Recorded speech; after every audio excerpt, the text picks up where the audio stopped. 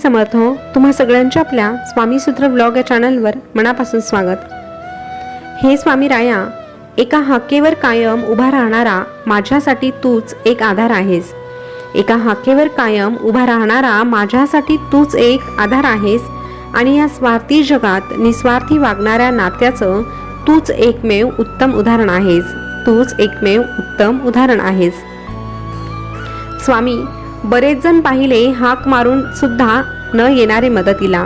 बरेच जण पाहिले हाक मारून सुद्धा न येणारे मदतीला. पण तुम्हीच एकमेव असे काहीही न सांगता सगळं काही जाणून घेणारे. पण तुम्हीच एकमेव असे काहीही न सांगता सगळं काही जाणून घेणारे. आणि म्हणूनच मला असं वाटतं की नक्कीच तळहातावरील रेषा माझ्याही खास आहे. तळहातावरील रेषा माझ्याही खास आहे. म्हणूनच तर मी माझ्या स्वामींचा दास आहे. म्हणूनच तर मी माझ्या स्वामींचा दास आहे.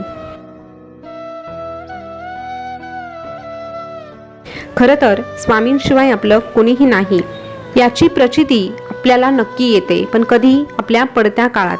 कारण जेव्हा आपली परिस्थिती चांगली असते, आपण शरीराने धडधाकट असतो, तेव्हा हे जग, ह्या जगातील लोक आपल्या आजूबाजूला वावरत असतात, आपल्याशी संबंध चांगले ठेवण्याचा प्रयत्न करतात.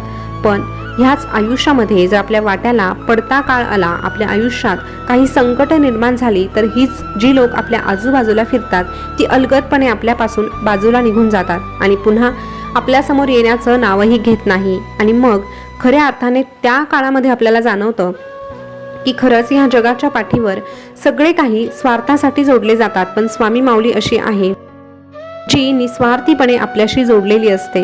आणि तरीही एवढं सांगूनही जर तुम्हाला या गोष्टीवर विश्वास नसेल, तर एक गोष्ट तुम्ही पडताळून पहा.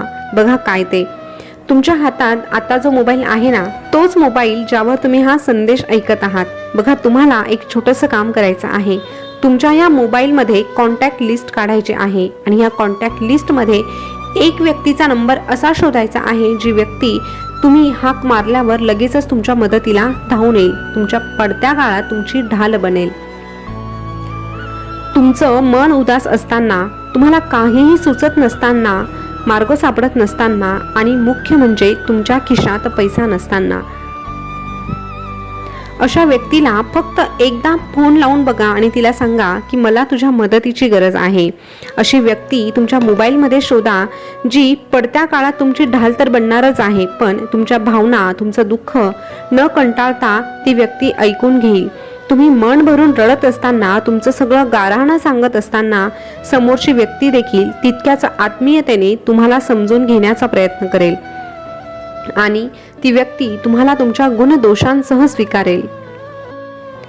तुमच्यावर कसल्याही प्रश्नांचा भडीमार करण्यापेक्षा किंवा तुम्हाला काहीही विचारण्यापेक्षा, तुम्हाला दोष देण्यापेक्षा ती व्यक्ती फक्त आणि फक्त तुमची बाजू समजून घेण्याचा प्रयत्न करेल. अशी व्यक्ती तुम्ही शोधा. काय नाही सापडत ना अशी व्यक्ती? कारण अशी व्यक्ती सापडणं अगदी दुर्मिळ आहे. अशी व्यक्ती कुणाच्याही नशिबात अगदी सहजासहजी येत नाही. पण थोडं थांबा, खचून जाऊ नका आणि घाबरूही नका आणि तुमच्या आयुष्याला कंटाळू देखील नका. अस्वस्थ तर अजिबात होऊ नका. कारण थंड डोक्याने विचार करा, तुमचे डोळे बंद करा आणि तुमच्या मनाच्या अंधाऱ्या खोलीत थोडंसं डोकावून बघा. मग तुमच्या मनाच्या गर्भात तुम्हाला एक नाव नक्कीच सापडेल, एक चेहरा नक्कीच दिसेल जिथे तुम्ही तुमचं मन मोकळं करू शकतात. आणि जेव्हा तुम्ही तुमचं मन मोकळं करणार आहात, तेव्हा तो चेहरा, ते नाव कधीही तुमच्यावर प्रश्नांचा भडीमार करणार नाही, तुम्हाला उलटसुलट प्रश्न विचारणार नाही आणि तुमच्यावर संशय देखील घेणार नाही, तुमच्यावर कुठलेही आरोप करणार नाही आणि तुम्हाला फुकटचे सल्लेही देणार नाही. तो चेहरा फक्त एकच काम करेल, तुम्हाला समजून घेण्याचा प्रयत्न करेल आणि योग्य तो सल्ला, योग्य ते मार्गदर्शन करण्याचं काम करेल. आणि त्याही पेक्षा महत्त्वाचं म्हणजे प्रामाणिकपणे ह्या चेहऱ्याकडून तुम्हाला साथ मिळेल आणि विश्वासाचा हात मिळेल.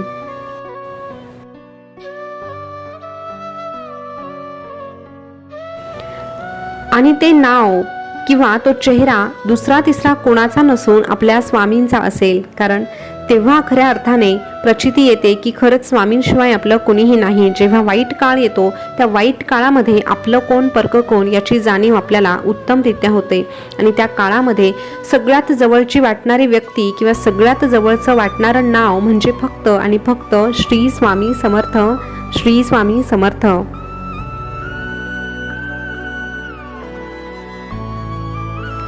म्हणूनच स्वामी भक्त हो, आपल्याला स्वामींशी एकरूप व्हायचं आहे, स्वामींशी सतत जोडलेलं राहायचं आहे. स्वामींना कधीही अंतर द्यायचं नाही, कारण स्वामींची आपल्याकडून कसलीही अपेक्षा नाही. स्वामी फक्त म्हणतात तुम्ही माझं नामस्मरण करा, तुम्ही माझं चिंतन करा, कारण हे आयुष्य स्वामींनीच आपल्याला दिलं आहे. तर स्वामींची ही अपेक्षा पूर्ण करणं आपली एक जबाबदारी आहे, आपलं एक कर्तव्य आहे. कारण आपले स्वामी महाराज नेहमीच आपल्या भक्तांना सांगतात, अरे ज्या प्रकारे आभाळातून पडणारं पाणी कुठल्या तरी रस्त्याने कुठल्या तरी मार्गाने समुद्रापर्यंत पोहोचतं ना, त्याच प्रकारे निस्वार्थ भावाने केलेली सेवा आणि प्रार्थना कुठल्या ना कुठल्या मार्गाने आमच्यापर्यंत येऊन पोहोचतेच.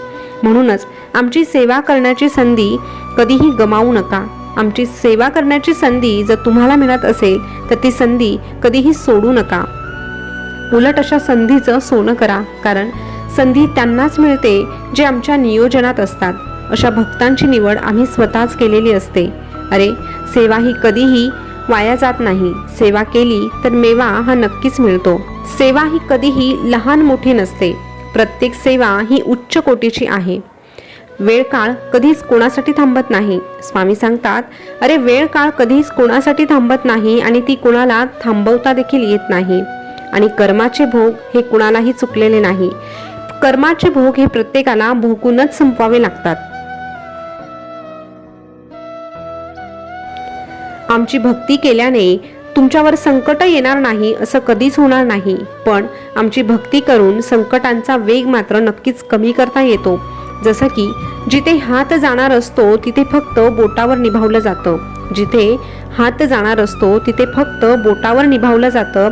अरे हेच तर खरं सेवेचं फळ असतं. सेवा नेहमी संकटांना सामोरं जाण्याचं बळ देत असते. सेवा नेहमी तुम्हाला संकटातून तारून नेण्याचं काम करत असतं. म्हणून निस्वार्थी भावनेने सेवा करा. पण हो, हे कळण्यासाठी देखील आमच्या भक्तांना आमच्या भक्तीत असायला लागतं. आमच्यावर तेवढा विश्वास आणि तेवढी श्रद्धा ठेवावी लागते. जो भक्त आमच्यावर श्रद्धा ठेवतो, अतूट विश्वास ठेवतो, अशा भक्ताला आमच्या शक्तीची प्रचिती नक्कीच येते आणि आमचं अस्तित्व अशा भक्तासाठी आम्हाला दाखवावंच लागतं. आमच्या लीला अशा भक्तांसाठी आम्हाला कराव्याच लागतात. आणि अशा भक्तांना आम्हाला वेळोवेळी एकच सांगावं लागतं की भिवू नकोस, मी तुझ्या पाठीशी आहे. भिवू नकोस, मी सदैव तुझ्या पाठीशी आहे. स्वामी भक्त हो, आजचा स्वामी संदेश तुम्ही ऐकला असेल तर खरंच आजचा स्वामी संदेश जो होता ना, तो आपल्या सगळ्या प्रश्नांची उत्तरं देणारा होता. बऱ्याचदा आपण खूप मोठ्या भ्रमात असतो की माझ्याकडे एवढा मित्रपरिवार आहे, माझं कुटुंब एवढं मोठं आहे, माझ्या समाजामध्ये एवढं नाव आहे. पण हा समाज, हे कुटुंब किंवा हा मित्रपरिवार फक्त तोपर्यंत जोपर्यंत तुमच्या खिशात पैसा आहे, तुमचं शरीर सुदृढ आहे. पण एकदा की शरीराने साथ सोडली, एकदा की तुमच्या खिशातला पैसा कमी पडू लागला की ही सगळी लोक आपोआप त्यांच्या वाटेला लागतात आणि तुम्ही मात्र एकटे पडतात. म्हणूनच पुढचा एकटेपणा रोखण्यासाठी आपल्याला स्वामींच्या सेवेत असणं गरजेचं आहे. कारण जो व्यक्ती स्वामींचं बोट पकडतो त्या व्यक्तीला कधीही कुणाचेही पाय धरण्याची गरज पडत नाही आणि अशी व्यक्ती कधीही एकटी पडत नाही. तिची स्वामी माऊली सतत अशा व्यक्तीच्या सोबती फिरत असते आणि त्या व्यक्तीला एकच सांगते, भिवू नकोस, मी तुझ्या पाठीशी आहे. भिवू नकोस, मी सदैव तुझ्या पाठीशी आहे. स्वामी भक्त हो, आजचा संदेश तुम्ही ऐकला असेल तर आजचा स्वामी संदेश तुम्हाला कसा वाटला हे कमेंटमध्ये नक्की कळवा. असेच नवनवीन स्वामी संदेश तुम्हाला ऐकायला आवडत असेल तर आपल्या स्वामी सूत्र ब्लॉग या चॅनलला सबस्क्राईब आवर्जून करा. त्यासोबतच शेजारचं बेल बटन प्रेस करून ठेवा, जेणेकरून नवीन आलेला संदेश तुमच्यापर्यंत लवकरात लवकर पोहोचेल.